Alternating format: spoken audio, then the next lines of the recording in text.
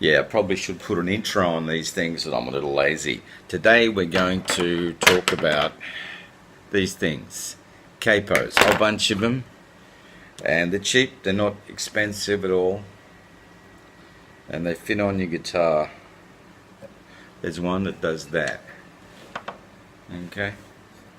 But the beauty of a capo is that if you've got really high strings on your guitar, and some guitars just have them and there's not a lot you can do, this one you can adjust the neck.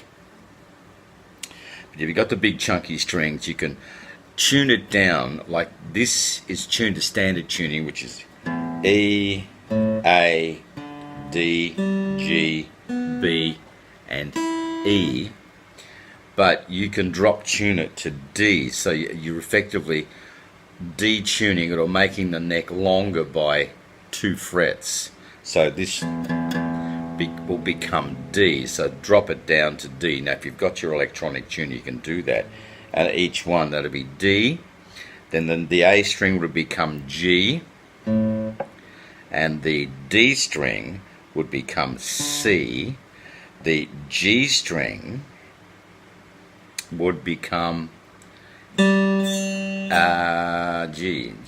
F.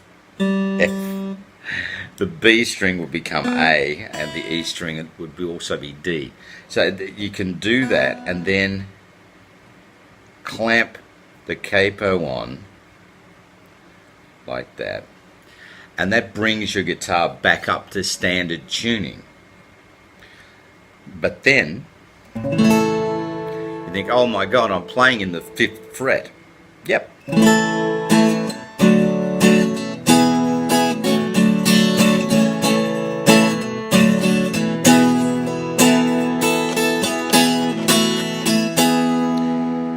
But then you'd still be playing G.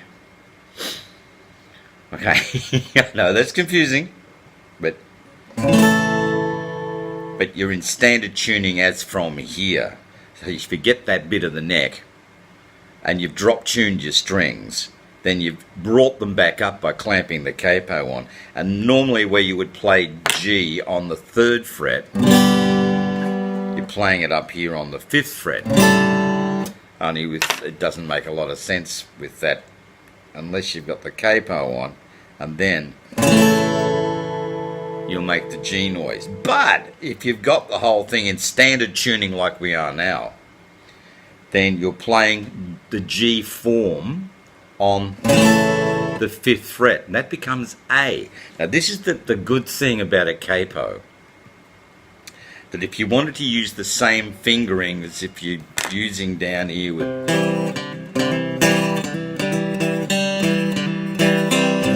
then that kind of thing, but you're in A, whack that capo on, baby.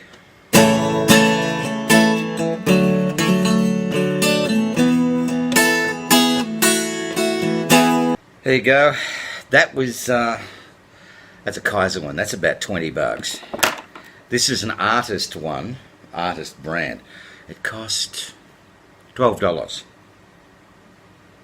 and it fits on like that. That's all it is. I think it's easier actually to get on and off. It's more ergonomic. But anyway, you don't have all that stuff at the front, because the Kaiser one only goes on one way, and that is this way.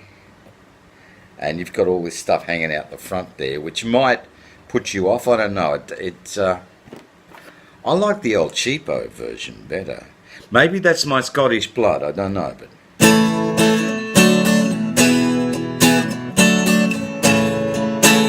And that's the 4-fingered G.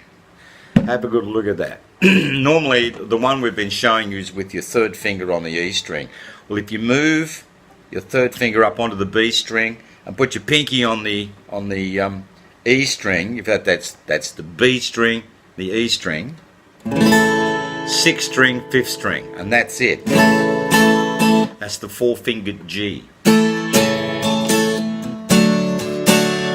and that's the four-fingered C. Normally we played C like this. Whoops, sorry. Well, you just move that finger up and put your pinky on the 5th string.